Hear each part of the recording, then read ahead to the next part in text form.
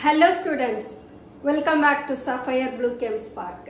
Let us start our today's session, the chapter Electrochemistry. Previous session la Nernst equation பத்தி discuss பண்ணோம். Nernst equation நமக்கு ஒரு single cell ஓட electrode potential determine பண்றதுக்கு help பண்ணும்னு discuss பண்ணோம். Today we are going to discuss about the conductance of electrolytic solutions. So ஒரு சொல்யூஷனோட conductance எப்படி இருக்கும் அப்படின்றத டிஸ்கஸ் பண்ண போகிறோம். ஸோ லாஸ்ட் செஷன் ஃபுல்லாக நாம் பார்த்தது எலக்ட்ரோகெமிக்கல் செல். எலக்ட்ரோகெமிக்கல் செல்லில் we derived that electrical energy upon their chemical reactions.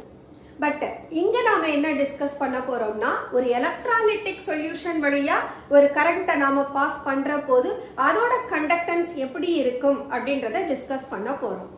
ஃபிசிக்ஸில் கண்டக்டர்ஸ் பத்தி படிச்சிருப்பீங்க. ஸோ கண்டக்டர் அப்படின்னு சொன்னா பிசிக்ஸ்ல எப்படி டிஃபைன் பண்ணுவாங்க? A material through which it allows the passage of current அப்படின்னா அது மெட்டீரியல். அந்த மெட்டீரியலை நாம கண்டக்டர்னு சொல்லுவோம்.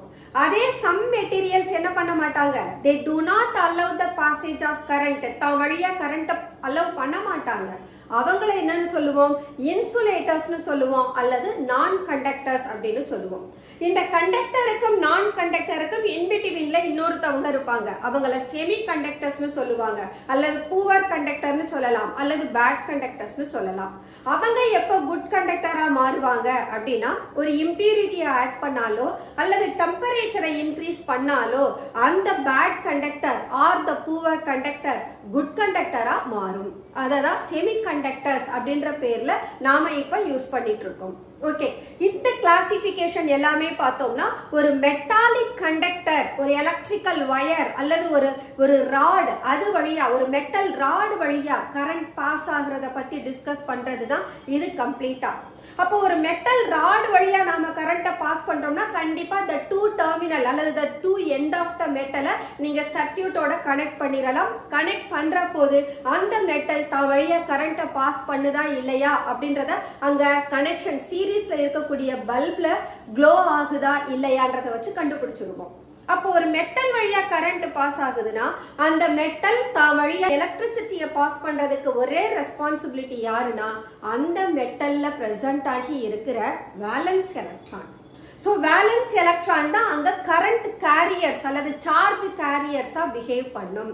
ஸோ இதுதான் நமக்கு ஒரு மெட்டாலிக் கண்டக்டரை கன்சிடர் பண்ணோம்னா, அப்ப இந்த மெட்டாலிக் கண்டக்டரோட கண்டக்டன்ஸ் எதெல்லாம் டிபெண்ட் பண்ணி இருக்கும் அப்படின்னா, அந்த ராடோட லென்த்தை டிபெண்ட் பண்ணும், ராடோட ஏரியா ஆஃப் கிராஸ் செக்ஷனை டிபெண்ட் பண்ணி இருக்கும், நேச்சர் ஆஃப் த மெட்டலை டிபெண்ட் பண்ணி இருக்கும், நம்பர் ஆஃப் வேலன்ஸ் எலக்ட்ரான் எத்தனை பேர் இருக்காங்க அதை டிபெண்ட் பண்ணி இருக்கும், தென் டெம்பரேச்சரை டிபெண்ட் பண்ணும். நம்ம பெஸ்ட் கண்டக்டர் அப்படின்னு சொன்னோம்னா we can take that aluminium, copper, silver, இது எல்லாமே பெஸ்ட் கண்டக்டர். இதுல silver is the very good conductor compared to copper or aluminium. ஆனா சில்வர் மோர் காஸ்ட்லியர், அதனால யூஸ் பண்ண மாட்டோம். Aluminium is the cheap and best conductor, but அதோட melting point low, அதனால அதையும் யூஸ் பண்ண மாட்டோம். பட் மாடரேட்டா இருக்கிறது யாரு? காப்பர். அப்ப காப்பரை நம்ம என்னவா யூஸ் பண்ணிக்கிறோம்? கண்டக்டரா யூஸ் பண்றோம்.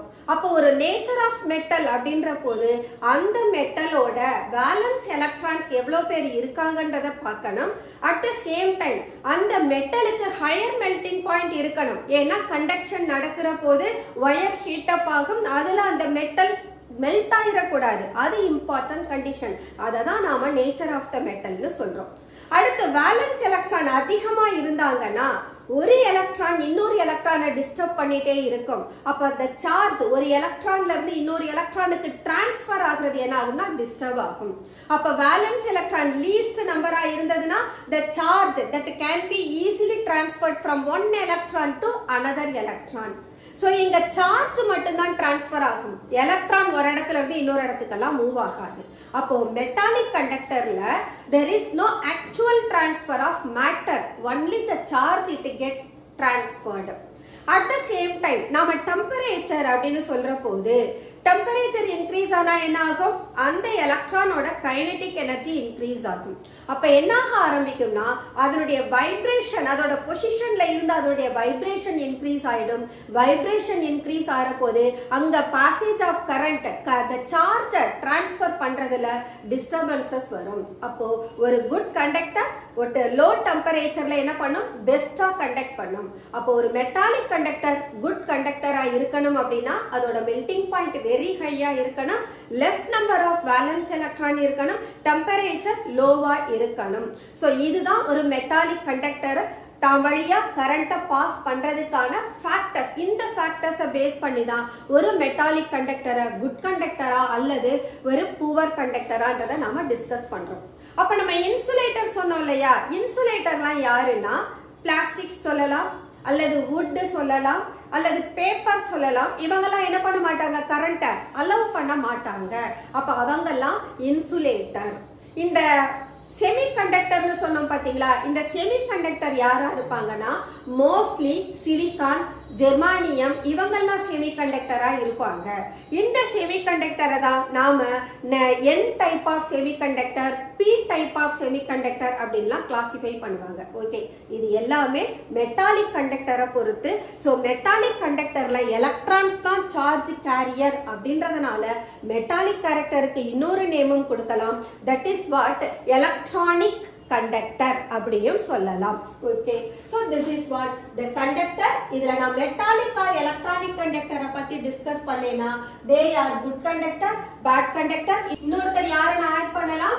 இன்சுலேட்டர்ஸ் ஆட் பண்ணலாம். So these are the classification of metallic conductor. At the same time, electron or the charge carrier என்னென்ன ஃபேக்டர்லாம் இதோட கண்டக்டன்ஸ் அஃபெக்ட் பண்ணும்? நேச்சர், அந்த மெட்டலோட ஸ்ட்ரக்சர். ஸ்ட்ரக்சர் அப்படின்ற போது BCC structure, FCC structure, CCP ஸ்ட்ரக்சர்னு சொல்லிட்டு ஒவ்வொரு மெட்டலுக்கும் அதை அடாப்ட் பண்ற ஸ்ட்ரக்சர் ஒன்று இருக்கு. கிறிஸ்டலைன் ஸ்ட்ரக்சர்னு சொல்லுவோம். அந்த கிறிஸ்டலைன் ஸ்ட்ரக்சரையும் டிபெண்ட் பண்ணி இருக்கும்.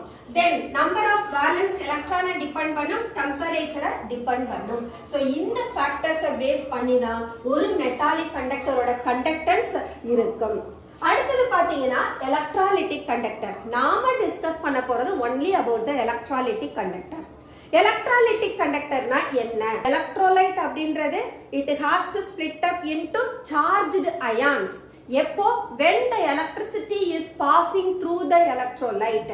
அப்ப இந்த oppositely charged ion that can migrate towards the oppositely charged electrode. Electrolyte அப்படின்னா ஒரு substance that can split up into charged particles. அந்த charged particles நமக்கு கேட்டையானாவும் ஆனையானாவும் இருக்கும். இந்த ions தான் என்ன பண்ணும்னா சார்ஜை கேரி பண்ணும். அப்போ ஒரு எலக்ட்ராலிட்டிக் கண்டக்டர் எடுக்கிற போது where the charge carriers are the ions. அப்போ நம்ம எலக்ட்ராலிட்டிக் கண்டக்டர்னா we have to take that electrolyte. அந்த எலக்ட்ரோலைட் ஆக்சுவலா சொல்யூஷனா தான் இருக்கணும். அப்படி சொல்யூஷனா இருக்கிற போது இந்த ஆப்போசிட்லி சார்ஜ்டு அயான்ஸ் அது வழியா கரண்ட் பாஸ் ஆகுற போது ஆப்போசிட்லி சார்ஜ்டு எலக்ட்ரோட பார்த்து மூவ் பண்ணும். அதாவது கேட்டையான்ஸ் கேத்தோடுக்கு போகும், ஆனையான்ஸ் ஆனோடுக்கு போகும்.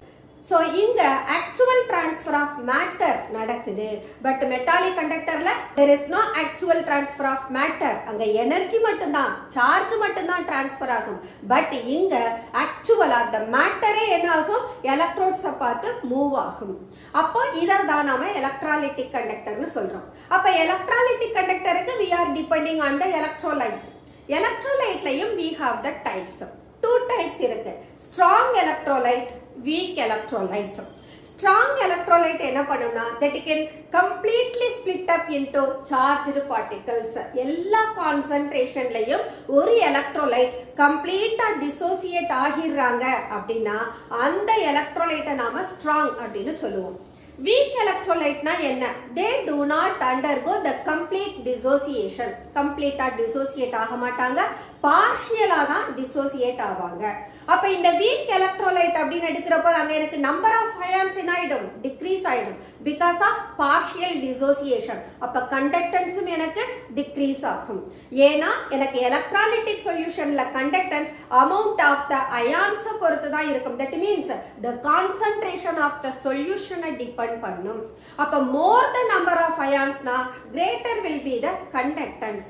அப்ப strong electrolyte தான் ஒரு பெஸ்ட் எலக்ட்ரோலைட்டா இருக்க முடியும்.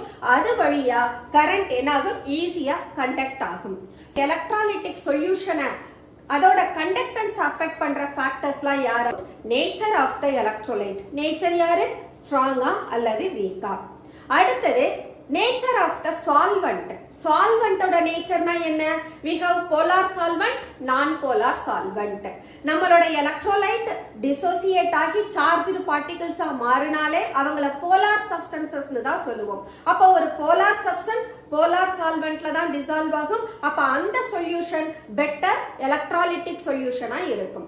அதே ஒரு போலார் சப்ஸ்டன்ஸை நாம எதுல டிசால்வ் பண்ணக்கூடாது? நான் போலார்ல டிசால்வ் பண்ணக்கூடாது. ஏன்னா அங்க அயான்ஸா அது ஸ்பிளிட் ஆக முடியாது. அப்போ நேச்சர் ஆஃப் த எலக்ட்ரோலைட்டை டிபெண்ட் பண்ணும், நேச்சர் ஆஃப் த சால்வெண்ட்டையும் டிபெண்ட் பண்ணி இருக்கும். அடுத்தது size of the ions. Size அப்படின்ற போது இந்த அயான்ஸ் எப்படி இருக்கணும்னா ஸ்மாலஸ்ட் சைஸா இருக்கணும். ஸ்மாலஸ்ட் சைஸா இருந்தா அவங்களோட மொபிலிட்டி எப்படி இருக்கும்? ஃபாஸ்டரா இருக்கும். மொபிலிட்டி ஃபாஸ்டரா இருந்தா conductance will also be faster. அப்ப சைஸ் ஆஃப் த அயான்ஸ்ன்ற போது the charge carried ions should be smaller in size. At the same time அந்த சொல்யூஷனோட விஸ்காசிட்டி எப்படி இருக்கணும்? விஸ்காசிட்டி அப்படின்னா மொபிலிட்டி ஆஃப் அயான்ஸை யார் ப்ரிவென்ட் பண்றாங்களோ அதை தான் நம்ம விஸ்காசிட்டின்னு சொல்லுவோம். அங்க ஃப்ரீ மூவ்மெண்ட் இருக்காது. ஸோ அந்த விஸ்காசிட்டி லோவா இருந்ததுன்னா மொபிலிட்டி ஆஃப் அயான்ஸ் எப்படி இருக்கும்? அதிகமா இருக்கும். அப்ப viscosity of the solution is another factor.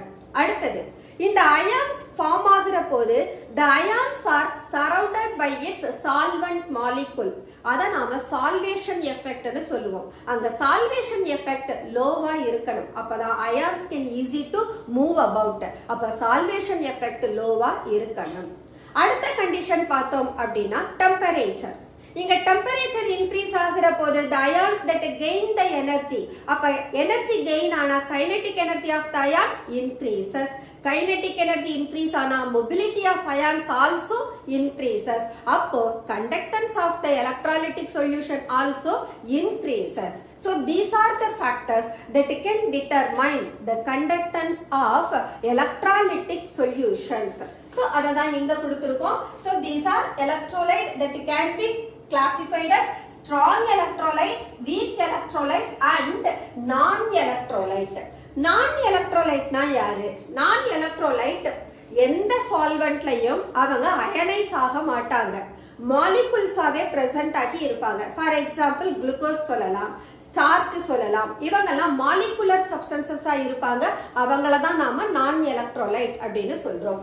அப்ப இங்க ஸ்ட்ராங் வீக் அதுக்கு பாயிண்ட் சொல்லியாச்சு. ஸ்ட்ராங்னா கம்ப்ளீட்டா டிசோசியேட் ஆகும், வீக்னா பார்ஷியலா டிசோசியேட் ஆகும். ஓகே, என்னென்ன ஃபேக்டர்ஸ் எல்லாம் இதை இன்ஃப்ளூயன்ஸ் பண்ணும்?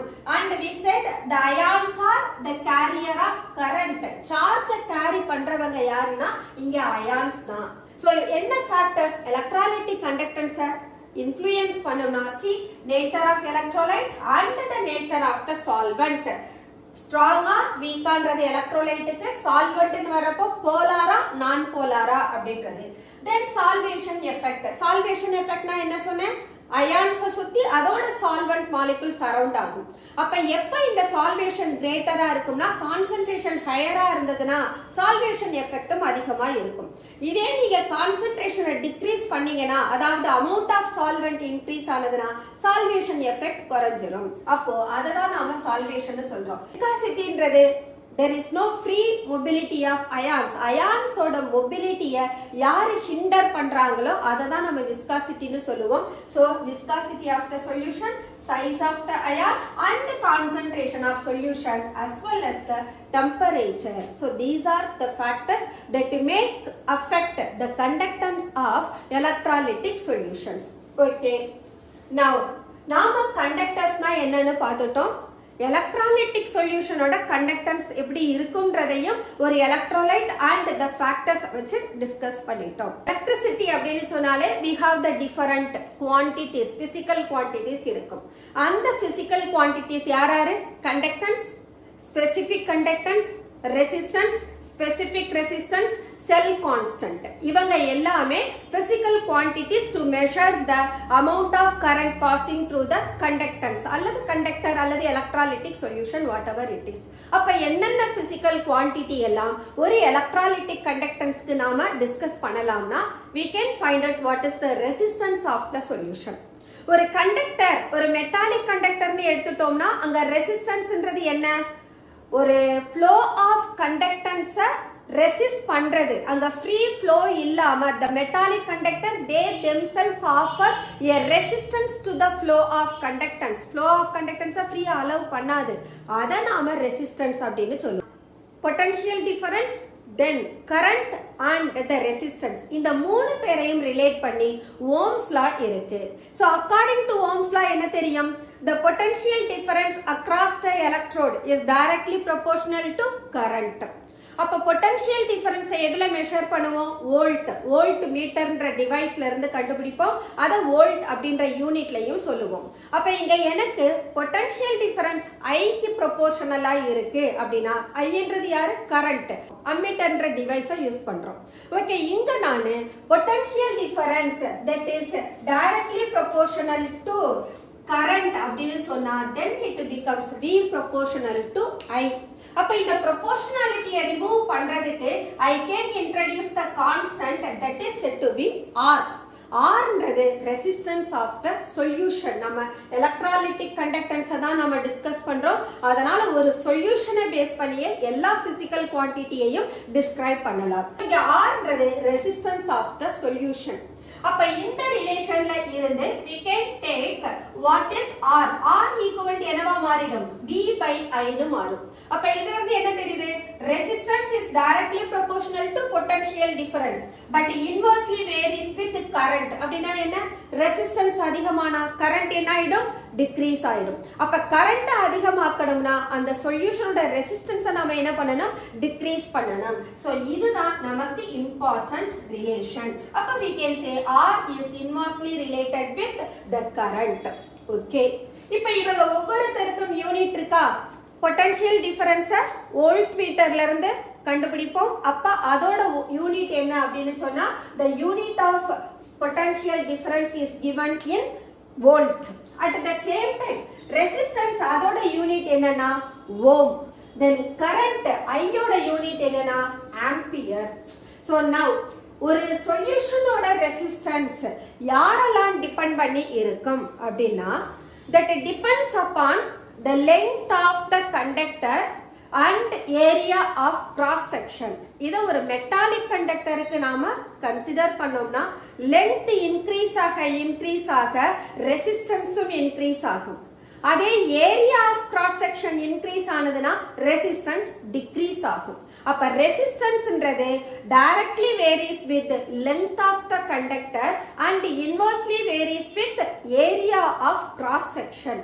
அப்ப நான் ஒரு சொல்யூஷனுக்கு எப்படி லென்த்தும் ஏரியாவும் கால்குலேட் பண்றது அப்படின்னா ஒரு எலக்ட்ராலிட்டிக் சொல்யூஷன்ல நம்ம என்ன பண்றோம்? எலக்ட்ரோட்ஸ் எடுத்துக்கிறோமா? Cathode, anode. எஸ், இந்த 2 எலக்ட்ரோட்ஸுக்கு இடையில இருக்கிற டிஸ்டன்ஸை எல்லுன்னு எடுத்துக்கணும். அடுத்தது அந்த கண்டக்டருக்கு ஒரு ஏரியா ஆஃப் கிராஸ் செக்ஷன் இருக்குமா? அது போத் கண்டக்டர் ரெண்டு பேருக்கும் சேம் ஏரியா ஆஃப் கிராஸ் செக்ஷனா இருக்கணும். அப்ப எலக்ட்ராலிட்டிக் சொல்யூஷன்ல எல் வேல்யூவையும் ஏ வேல்யூவையும் ரேஷியோ எடுக்க முடியும். ஸோ ஒரு electrolytic சொல்யூஷனுக்கு we can determine L by A. ஆக்சுவலா L by A அப்படின்றத இங்க எலக்ட்ராலிட்டிக் சொல்யூஷனா நாம கன்சிடர் பண்ற போது அத செல் கான்ஸ்டன்ட் அப்படின்னு சொல்லுவோம். அந்த செல் கான்ஸ்டன்ட் டிட்டர்மைன் பண்றதுக்கு we have different conductivity cell. அத அப்புறம் டிஸ்கஸ் பண்ணுவோம். இப்போ என்ன பண்ணலாம்? நாம என்ன சொன்னோம்? resistance of the solution is directly proportional to length. அப்ப R proportional to length. resistance of any conductor. Any கண்டக்டர்னா என்ன? மெட்டாலிக் கண்டக்டராகவும் இருக்கலாம், ஈவன் எலக்ட்ராலிட்டிக் கண்டக்டராகவும் இருக்கலாம். அது லென்த்துக்கு directly proportional. At the same time area of cross செக்ஷனுக்கு எப்படி இருக்கு? எனக்கு இன்வெர்ஸ்லி ரிலேட்டடா இருக்கு. அப்ப I can write R proportional to L by A. இந்த proportionality remove பண்றதுக்கு I can introduce the constant. That constant is said to be rho. So R is equal to rho into L by A. இந்த ரோவை என்னன்னு சொல்லுவோம்னா resistivity of the conductor அல்லது specific resistance of the conductor. ஒரு கண்டக்டருக்கு அந்த resistivity எப்பவுமே கான்ஸ்டன்டா இருக்கும். அப்ப ரெசிஸ்டிவிட்டின்றது specific for a given metal or even for the given electrolytic solution, rho value ஸ்பெசிபிக்கா இருக்கும். So rho is said to be resistivity or specific resistance. இப்ப எனக்கு rho வேணும். What is rho அப்படினா rho becomes equal to R into A by L ன்னு மாறிடுமா? So R is resistance of the solution and A by L அதுதான் area of cross section and length அப்படினு சொல்றோம். Distance between the electrode. அப்போ rho becomes equal to R into A by L. இப்போ unit of rho என்ன அப்படினா R ஓட unit என்ன? ஓம். Area of cross section என்ன யூனிட்ல கொடுப்போம்? நாம சென்டிமீட்டர். ஏன்னா லாங் டிஸ்டன்ஸ் மீட்டர்ல எல்லாம் எடுத்துக்க மாட்டோம். So the smallest unit centimetre எடுத்துக்கிறோம். அப்ப area of cross section is given by centimetre square. Length centimetre. இத நம்ம சால்வ் பண்ணா என்ன கிடைக்கும்? Ohm centimetre. This is what the unit of resistivity. Okay. Now எப்படி நீங்க ரெசிஸ்டிவிட்டியை டிஃபைன் பண்ணுவீங்க அப்படின்னா so the resistance of the solution when the unit length of the conductor having 1 unit of area of cross section where R becomes equal to what? Resistivity. அப்ப அததான் இங்க சொல்றோம் L equal to 1 centimeter ஆகும் A equal to 1 centimeter square ஆகும் இருந்ததுனா you can substitute rho equal to R into 1 centimeter square divided by 1 centimeter. So this is equal to what? Rho equal to R. That's all. So இதுதான் resistivity define பண்றதுக்கான definition. So the resistivity of the solution is the resistance offered by the conductor having 1 unit length and 1 unit area of cross section. இதுதான் resistivity. Okay. இப்போ நமக்கு ரெசிஸ்டன்ஸ்னா என்னன்னு பார்த்துட்டோம். ரெசிஸ்டிவிட்டினா என்னன்னு பார்த்துட்டோம். What we have to consider now? Conductance. நமக்கு தேவை conductance தான். அப்போ ஒரு சொல்யூஷனோட கண்டக்டன்ஸ் என்ன அப்படின்னா that is reciprocal of resistance. Reciprocal of resistance na 1 by R ni எடுக்கணும். இங்க conductance of the solution G அப்படின்ற சிம்பல்ல கொடுப்போம். அப்ப G is equal to what? 1 by R னு மாறும். அப்ப conductance of the solution is given by the reciprocal of resistance of the solution. அததான் conductance னு சொல்றோம். அப்ப conductance க்கு என்ன unit? G equal to unit of resistance ohm. அப்ப G equal to 1 by ohm. அல்லது that is equal to ohm power minus 1. ohm power minus 1 mho அப்படினு சொல்லலாம். That is ohm inverse or it is also called mho. This is equal to 1 Siemens. So that is given by S. Mho or ohm inverse is equal to Siemens. அப்போ conductance ஓட unit என்னன்னா Siemens. Okay. அடுத்தது conductance தெரிஞ்சா என்ன கண்டுபிடிக்கணும்? Conductivity கண்டுபிடிக்கணும். எப்படி resistance to resistivity, similarly conductance to conductivity. Conductivity of the solution என்ன அப்படின்னா that is the reciprocal of resistivity. அப்ப இங்க கண்டக்டிவிட்டியை கப்பா அப்படின்ற டேர்ம்ல சொல்லுவோம், ரெசிஸ்டிவிட்டிய ரோன்னு சொல்றோம். அப்ப kappa is equal to the reciprocal of resistivity of the solution. அப்ப this is what conductivity. Kappa is equal to 1 by rho. கப்பாவை அந்த சிம்பல் K மாதிரி போடணும். ஆக்சுவலா இப்படி ஒரு கர்வ் தான் இருக்கணும். That is said to be kappa. So kappa equal to 1 by rho. Then what we know, rho is equal to R into A by L. இங்க இருக்காங்களா? இந்த ரிலேஷனை we can replace here. அப்போ 1 by rho க்கு பதிலா we can take 1 by R into A by L. Or else we can take 1 by R into L by A. What we know, L by A is cell constant of the solution. R is the resistance. அப்ப என்ன எழுதலாம்? Cell constant divided by resistance that becomes equal to kappa, that is conductivity. R is cell constant G star அப்படின்ற லெட்டர்ல denote பண்றோம், resistance R ன்ற லெட்டர்ல கொடுக்கிறோம். அப்ப conductivity kappa equal to the ratio of cell constant to resistance. So இங்க நாம unit consider பண்ணணும்னு சொன்னா எப்படி யூனிட் எடுக்கலாம்? So kappa is equal to cell constant divided by resistance. Cell constant க்கு என்ன யூனிட் வரும்? So cell constant L by A, that is equal to centimeter divided by centimeter square, or it is equal to centimeter power minus 1. அப்போ G star க்கு பதிலா we can place centimeter power minus 1, R ன்றது ohm. So centimeter inverse divided by ohm, or else we can say ohm inverse centimeter inverse, that is what the unit of kappa.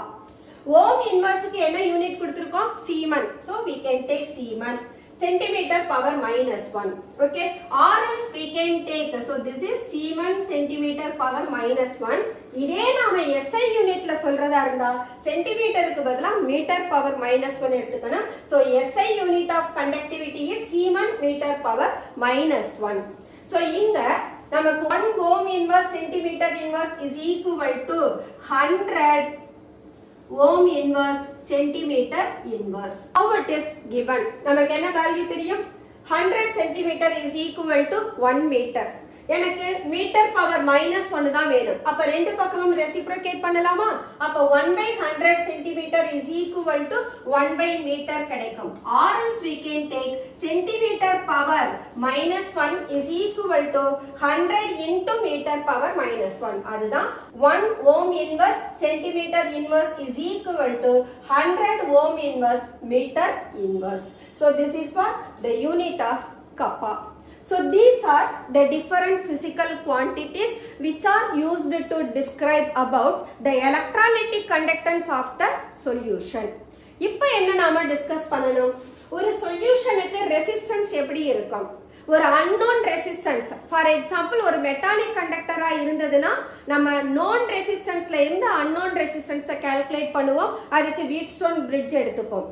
அதே போல ஒரு electrolytic சொல்யூஷனுக்கு we can determine the resistance of the solution.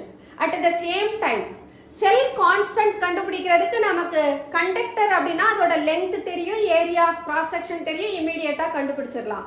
But ஒரு electrolytic சொல்யூஷனுக்கு செல் constant வேணும்னா we have a device, a special device known as conductivity cell.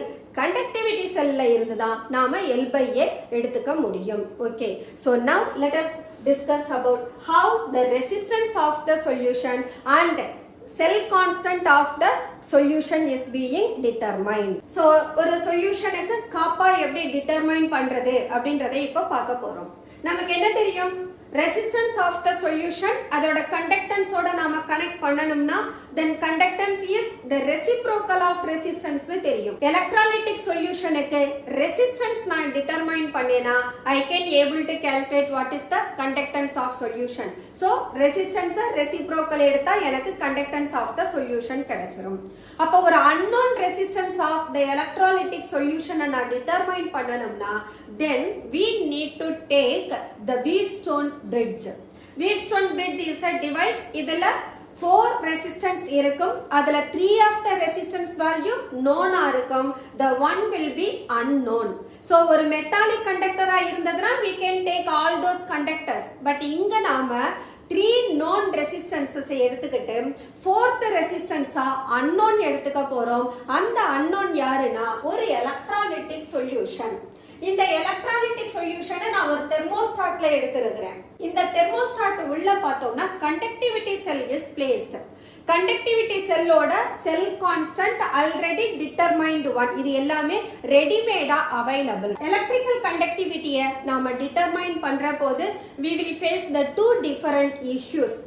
ஒன்னு என்ன அப்படின்னு கேட்டா the current. கரண்ட்ல நமக்கு ரெண்டு சோர்ஸ் இருக்கு, டைரக்ட் கரண்ட் alternate current. யூசுவலா நாம டைரக்ட் கரண்ட்டை யூஸ் பண்ண கூடாது. டைரக்ட் கரண்ட்னா என்ன அர்த்தம்? At all time same amount of current pass ஆகும். அப்படி பாஸ் ஆகிற போது அந்த எலக்ட்ரோலைட் என்ன ஆகலாம், நமக்கு டீகம்போஸ் ஆகலாம் at the terminal of the electrode. Decompose ஆயிடுச்சுன்னு சொன்னா போலரைசிங் எஃபெக்டும் வந்துடும்.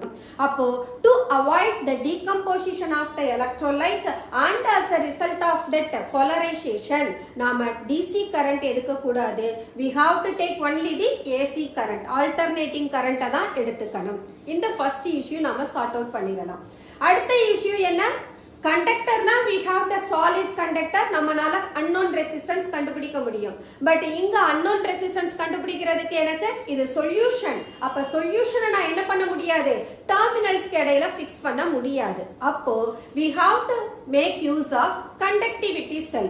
So conductivity cellோட construction எப்படி இருக்கும்னா we have different types of the conductivity cell that available in the market. யூசுவலா conductivity cell எப்படி இருக்கும்னா it consists of two platinum electrode. அந்த platinum எலக்ட்ரோடோட சர்ஃபேஸ்ல பார்த்தோம்னா பிளாட்டினம் பிளாக் அத பவுடர்ட் ஃபார்ம்ல கோட் பண்ணி இருக்கும்.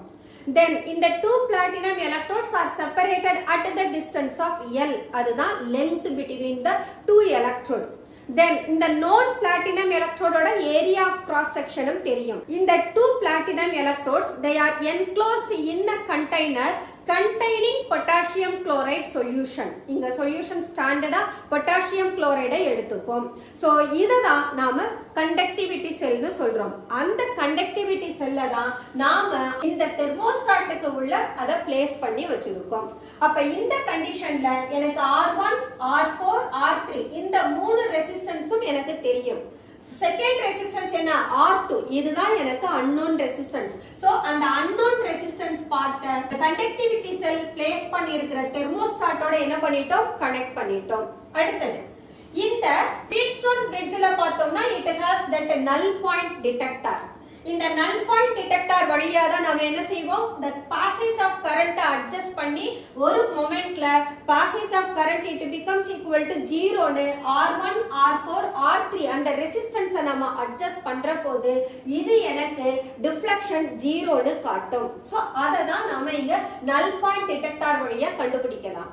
அடுத்தது இதுக்கான பவர் சோர்ஸ் கொடுக்கணும். பவர் சோர்ஸ் நம்ம ஆசிலேட்டிங் கரண்ட் தான் எடுக்கணும், டைரக்ட் கரண்ட் எடுக்க கூடாது. அப்போ the two end of the Wheatstone bridge is connected with the AC source. AC sourceல இருந்து about 1500ல இருந்து 3000 cycles per second வர்ற அளவுக்கு frequency of current நாம பாஸ் பண்ணலாம். அப்படி பாஸ் பண்ற போது 3 known resistance being adjust in order to have the null deflection in the detector. அந்த மொமெண்ட்ல இதனுடைய வேல்யூ தான் நமக்கு என்னவா இருக்கும், ரெசிஸ்டன்ஸ் ஆஃப் த சொல்யூஷனா இருக்கும். இந்த எக்ஸ்பெரிமெண்ட் எப்போ நமக்கு நல் டிடெக்டர் டிஃப்ளெக்ஷன் காட்டலையோ அப்ப நம்மளோட கண்டிஷன் என்னவா வரும், R1 by R4 is equal to R2 by R3. Ratio of adjacent resistors are equal. அப்ப R1 by R4 is equal to R2 by R3. R2 நமக்கு unknown resistance. அப்ப என்ன கண்டுபிடிக்கலாம், அப்ப R1 R3 is equal to R2 R4 or else R2 equal to R1 R3 divided by R4. See that இந்த ரிலேஷன்ல இருந்து unknown resistance R2 வை determine பண்ணிடுவோம். அப்ப R2 தெரிஞ்சதுன்னா resistance of the solution, electrolytic solution is determined, from which we can able to calculate G. So G is equal to 1 by R. அப்போ நமக்கு conductance தெரிஞ்சிடும். Okay, நம்ம யாரை கால்குலேட் பண்ணணும், ஆக்சுவலா கண்டக்டிவிட்டியை கால்குலேட் பண்ணணும். கண்டக்டிவிட்டி யாரு, கப்பா. கப்பா ஈக்குவல் டு என்ன ரிலேஷன் இப்பதான் பார்த்தோம், kappa is equal to G star divided by resistance. That means cell constant divided by resistance. So kappa equal to G star by R. அப்படினா என்ன சொல்லலாம், kappa equal to 1 by R equal to என்ன, G. அப்ப என்ன எழுதலாம், G star into G எழுதலாம். So it becomes cell constant into conductance, that is equal to specific conductivity. That's all. The experimental measurement of electrical conductivity. Next one, molar conductivity of electrolytic solution. First one, ஒரு electrolytic சொல்யூஷனுக்கு conductance எப்படி calculate பண்ணலாம் அல்லது conductivity எப்படி calculate பண்ணலாம் from the unknown resistance of the solution அப்படின்றத கண்டுபிடிச்சோம். இப்போ என்ன பண்ண போறோம்னா, இங்க கண்டக்டிவிட்டி அப்படின்றது ஒரு ஆப்டான டேர்மா இருக்காது. ஒரு எலக்ட்ராலிட்டிக் சொல்யூஷனை நாம எடுத்துக்கிற போது, அதே நாம எலக்ட்ராலிட்டிக் சொல்யூஷன் அப்படின்ற போது அங்க கண்டக்டிவிட்டி என்ன ஆகும், சொல்யூஷனோட கான்சென்ட்ரேஷனை பொறுத்தும் டெம்பரேச்சரை பொறுத்தும் மாறிட்டே இருக்கும். ஏன்னா கண்டக்டிவிட்டி ஆஃப் த சொல்யூஷன்ன்றது நம்பர் ஆஃப் அயான்ஸை டிபெண்ட் பண்ணி இருக்கும். அதுவும் ஒரு யூனிட் வால்யூம்ல பிரசன்ட் ஆகி இருக்கிற நம்பர் ஆஃப் அயான்ஸை தான் அந்த சொல்யூஷனோட கண்டக்டிவிட்டின்னு சொல்றோம். அப்போ ஹையர் கான்சென்ட்ரேஷனா இருக்கிற போது நம்பர் ஆஃப் அயான்ஸ் ஒரு யூனிட் வால்யூம்ல அதிகமா இருக்கும். இப்ப கான்சென்ட்ரேஷனை டிக்ரீஸ் பண்றோம். டிக்ரீஸ் பண்ற போது number of ions per unit வால்யூமும் என்ன ஆயிடும், டிக்ரீஸ் ஆயிடும். அப்ப conductivity of the solution also decreases. அப்போ கண்டக்டிவிட்டி அப்படின்ற டேர்மை ஒரு எலக்ட்ராலிட்டிக் சொல்யூஷனுக்கு நாம எடுத்தோம்னா அது டெம்பரேச்சர் டிபெண்டன்ஸ் ஆகும், கான்சென்ட்ரேஷனை டிபெண்ட் பண்ணியும் இருக்கிறதுனால we can introduce the other term known as molar conductivity of the solution. Molar conductivity na enna, 1 molar solution. 1 molar solution றது 1 mole of the electrolyte taken in 1 liter of the solution. அததான் நாம molar concentration னு சொல்லுவோம். அப்ப இப்போ எனக்கு concentration of the solution றது 1 molar னு ஃபிக்ஸ் ஆயிடும். அந்த 1 molar சொல்யூஷனுக்கு என்ன கண்டக்டிவிட்டியோ அததான் நாம molar conductivity அப்படின்னு சொல்றோம். அப்போ conductivity அப்படினு சொன்னா number of ions present in unit volume of the solution, that is called conductivity. அது definition ஆ மாறிடும். அப்ப molar conductivity ஐ எப்படி define பண்றது? You can take that conductivity cell. Conductivity cell we have the platinum electrode. They far apart from each other by the unit length. ரெண்டு எலக்ட்ரோடுக்கு இடையில ஒரு unit அளவு தான் இருக்கணும். அதாவது ஒரு சென்டிமீட்டரா இருக்கலாம் அல்லது ஒரு மீட்டரா இருக்கலாம். அடுத்தது அந்த எலக்ட்ரோடோட ஏரியா ஆஃப் கிராஸ் செக்ஷனும் தெரியும், அது A. அப்ப இந்த கண்டக்டிவிட்டி செல் உள்ள two platinum electrodes are kept and they are far from each other by the unit length and having the area of cross section 1 centimeter square or 1 meter square. So in the conductivity cell sufficient amount of solution accommodate பண்றதா இருக்கணும். அப்போ sufficient amount of solution because 1 molar solution நான் 1 லிட்டருக்கு தான் consider பண்ணுவேன். அப்போ 1 litre சொல்யூஷனையும் அந்த conductivity செல்குள்ள என்னால என்க்ளோஸ் பண்ண முடியணும். ஸோ அந்த செட்டப்பை தான் நாம என்னன்னு சொல்லலாம்னா lambda m is defined as the conductance of the solution kept between. எந்த சொல்யூஷனோட கண்டக்டன்ஸ் நாம கண்டுபிடிச்சிருக்கோமோ அத அந்த 2 எலக்ட்ரோட்ஸ்க்கு இடையில நாம வைக்கிற போது எலக்ட்ரோடுக்கு இடையில இருக்க டிஸ்டன்ஸ் எவ்வளவா இருக்கணும், யூனிட் டிஸ்டன்ஸா இருக்கணும். and having unit area of cross section, அதோட cross sectionம் ஒரு யூனிட் ஏரியாவா இருக்கணும். and they have to accommodate the large enough to accommodate sufficient volume of the solution that contains, அந்த சொல்யூஷன்ல பிரசன்ட் ஆகி இருக்கிற எலக்ட்ரோலைட் ஒரு மோலா இருக்கணும். இததான் நாம மோலார் கண்டக்டிவிட்டி அப்படின்னு சொல்றோம். அப்ப மோலார் கண்டக்டிவிட்டியை டிஃபைன் பண்ணணும்னு சொன்னா I have taken a sufficient amount of solution in which 1 mole of the electrolyte is present that can be accommodated by the cell having the electrodes of 1 unit area cross section and they kept 1 unit of distance far apart from each other. So இத நாம molar கண்டக்டிவிட்டின்னு சொல்றோம். அப்ப molar கண்டக்டிவிட்டிக்கும் கண்டக்டிவிட்டிக்கும் என்ன relation? That is the relationship between kappa and lambda m. We can consider kappa is the conductance of solution. அந்த conductance of solution என்ன சொல்லியிருக்கோம், ஒரு unit வால்யூம்ல இருக்கக்கூடிய அயான்ஸை டிபெண்ட் பண்ணும்னு சொல்லியிருக்கோம். அப்ப அந்த ஒரு யூனிட் வால்யூமை என்ன லெட்டர்ல எடுத்துக்கலாம், V அப்படின்ற லெட்டர்ல எடுத்துக்கலாம். ஓகே, லாம்டா எம்ன்றது என்ன, கண்டக்டன்ஸ் ஆஃப் சொல்யூஷனோட மோலார் கண்டக்டிவிட்டி. அப்ப மோலார் கண்டக்டிவிட்டி அப்படின்னு சொன்னா I can take the kappa is equal to molar conductance of the V volume of the solution. அப்போ kappa becomes equal to lambda m divided by V அப்படின்னு வந்துரும். இப்போ அல்லது we can take molar conductivity equal to kappa into volume. So we have molar conductivity of the solution is the product of kappa and volume. But எனக்கு இங்க சொல்யூஷனோட கான்சென்ட்ரேஷனை தான் நான் எடுத்துப்பேன். அப்ப இந்த வால்யூம் ஆஃப் சொல்யூஷன்ல 1 mole of the electrolyte present ஆகி இருக்கு அப்படின்னா then it becomes equal to 1000 by C ன்னு எடுத்துக்கலாம். ஏன்னா வால்யூம்ன்றது என்ன 1000 1 decimeter cube of the solution எடுக்கிறேன். அந்த 1 decimeter cube of the solutionல 1 mole electrolyte present ஆகி இருக்கு. So I can consider that can be 1 decimeter cube equal to 1000 centimeter cube. அப்ப V equal to 1000 by C ன்னு மாறிடும். So you can place V க்கு பதிலா 1000 by C நம்ம substitute பண்ணோம்னா we can get lambda m equal to kappa into 1000 divided by C. இங்க நாம centimetre கியூப்ல எடுக்கிறோம். யூனிட் ஆஃப் கப்பா என்ன சீமன் சென்டிமீட்டர் பவர் -1. கான்சென்ட்ரேஷன் ஓட யூனிட் என்ன mole per decimetre cube or we can take it as mole per centimetre cube. அப்ப இத நாம unit consider பண்ணோம்னா மோலார் கண்டக்டிவிட்டிக்கு divided by mole per centimetre cube இருக்கும். This becomes kappa into 1000 divided by C. Unit நீங்க substitute பண்ணீங்கன்னா centimetre cube divided by மோல்னு வந்துரும். அப்போ சென்டிமீட்டர் கியூபும் சென்டிமீட்டர் பவர் -1 கேன்சல் ஆனா centimetre square into mole inverse. So this is what molar conductivity of the solution. Okay students, today we just discussed about how the different physical quantities are expressed for the electrolytic solution. அடுத்து ஒரு electrolytic சொல்யூஷனுக்கு resistance எப்படி determine பண்றது, conductivity செல்னா என்ன அப்படின்றதையும் நாம find out பண்ணோம். தென் ஒரு கண்டக்டரா இருந்தா கண்டக்டிவிட்டி அப்படின்ற டேர்மை யூஸ் பண்ணலாம். ஏன்னா கண்டக்டர் டெம்பரேச்சரையோ கான்சென்ட்ரேஷனையோ டிபெண்ட் பண்ணாது.